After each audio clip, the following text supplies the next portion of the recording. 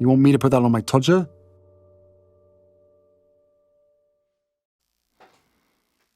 The horror of aging.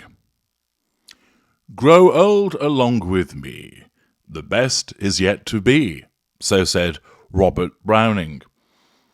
This is perhaps a fair perspective on healthy aging, inspired by the belief that you become your best self the older you get.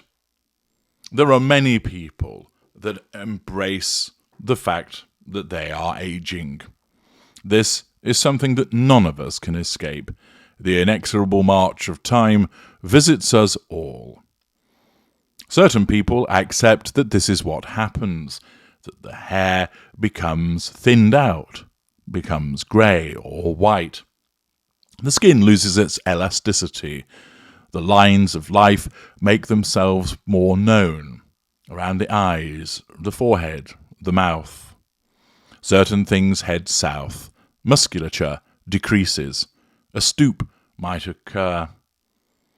Those steps are not taken with the confidence that they once were. Aches and pains appear. You always make a noise when you move or stand up. There are those who embrace aging with complete grace, accepting that it is a process that everybody goes through. There are others that perhaps might be said to fight against it, but do so in a way whereby they may be blessed with genes that cause them to look younger than they actually are, and as a consequence of a particular lifestyle regime and utilizing cosmetics, manage to make themselves look younger than they actually are, and naturally so. There are of others that we have seen whereby it turns into an absolute horror show, that as a consequence of some plastic surgery-based mayhem, their faces become twisted gargoyle-like horror shows. And, in an attempt to remain young, they make themselves look horrendous. For many, aging is accepted. Some embrace it and enjoy it.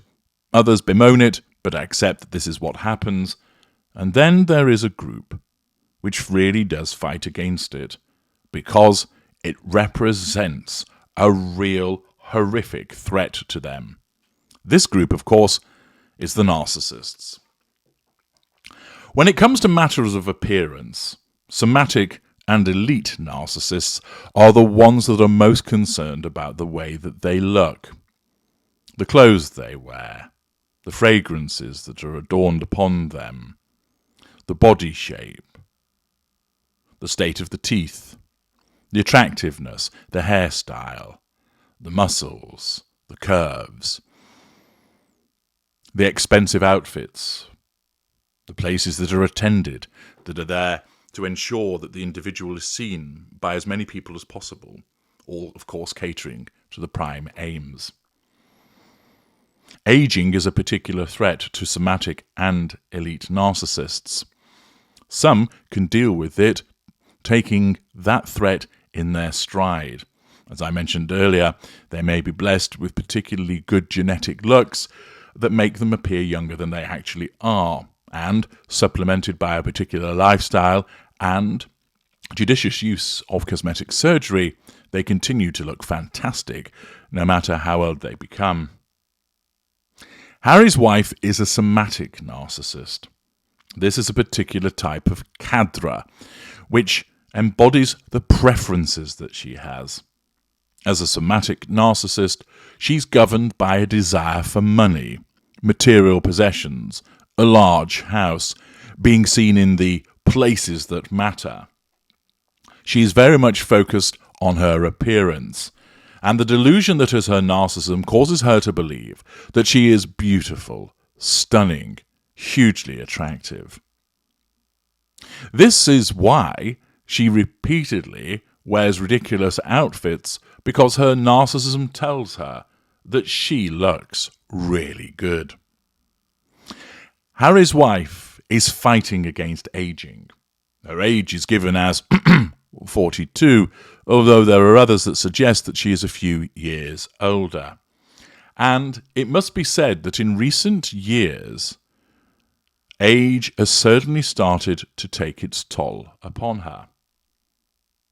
There are some people who operate by the observation that you get the face that you deserve, and the recent appearances of Harry's wife, looking somewhat aged, are as a consequence of the unpleasantness that lurks beneath her. But more realistically, it's simply the case of aging. Her skin loses its hydration and elasticity. She evidently has issues with her teeth, hence she wears those veneers, which have started to look rather oversized. Her skin, latterly, isn't looking particularly good, and many people have observed about how this might be as a consequence of the use of Ozempic, which has caused these lumpy appearances in her skin. A lot more lines have appeared. A vein is prominent at the centre of her forehead. Now, ordinarily, such aspects of a person's face are neither here nor there, but they matter to a narcissist because she has a preoccupation with youth, with beauty, because those things allow her subconsciously to assert control over people. They enable her to draw fuel. Remember, her main weapon is the use of spicy poontang, and that invariably was coupled with a tight butt, long legs, all the other things that would be associated with physical delight.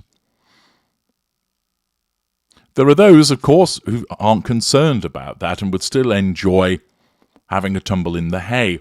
But for a somatic narcissist, it does matter, because she needs not only to utilize spicy poontang to assert control and draw fuel, but she needs to do so in a way which causes her to look fantastic at the same time. Aging threatens that perception of looking perfect, and it amounts to a daily threat to control, which she must take steps to countenance. She has to address the fact of her aging, and that is why that she utilizes various lotions and potions and cosmetic surgery and, of course, fashion in order to make her appear, at least in her mind, trendy, beautiful, and attractive. Her aging is a problem to her because, as a narcissist, her looks are something that she has repeatedly traded on in order to get to the prime aims. And where she sees a deterioration in those looks, her narcissism directs her to take steps to try and address it. And unfortunately for her, although she doesn't look ancient, as she's far away from that, it must be said that her appearance as of late is not the best. And this is a consequence of her repeated attempts to try and halt the aging process. Rather than accept it and realize this is part and parcel of what happens when you're Homo sapiens, or try and address it in a more natural way, she is doing so in a fashion which is not only causing her to look aged, but is accentuating the problems that are there. This then becomes an increased problem for her, as the more she fights against it, the more that she does, which actually makes her look older and less attractive.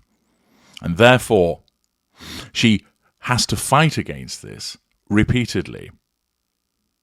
The delusion will attempt to cause her to see that she looks fantastic, but she will be aware of people making criticisms about the way that she looks, about her skin, about the lines, about the chicken legs that are often commented about, and particularly in relation to her attempts to wear certain items to try and look younger and trendier and more attractive. We've seen just recently the rather bizarre outfit that she wore at Kevin Costner's event. And whilst the herringbone contained within it certainly seemed to me to be migraine-inducing, I was thinking to myself, where on earth have I seen something like this before? And then eventually it came to me. The appropriate name for that outfit will be horse blanket. You'll see why on your screens.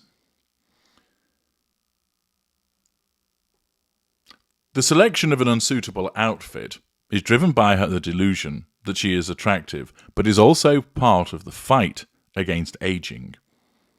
Aging is a huge problem for Harry's wife, Not because she necessarily ages faster than anybody else, but because she's a somatic narcissist. She has always utilised her looks and the sex that comes with it as a means of getting to the prime aims. And therefore, with advancing age and the deterioration of those looks, that threatens to reduce the efficacy of her ability to assert control and draw fuel, access character traits and residual benefits. It's not, after all, that she can turn back and rely upon a sparkling wit, a sharp humour, brilliant essays about the human condition, or a warm and engaging personality. She doesn't have any of those things. Her looks and the provision of spicy poontang were the major aspects of her arsenal, and now they are being eroded as a consequence of the ageing which she is fighting against. But on current appearances, it appears to be a war that she is losing. I'm H.G. Tudor. Thank you for listening.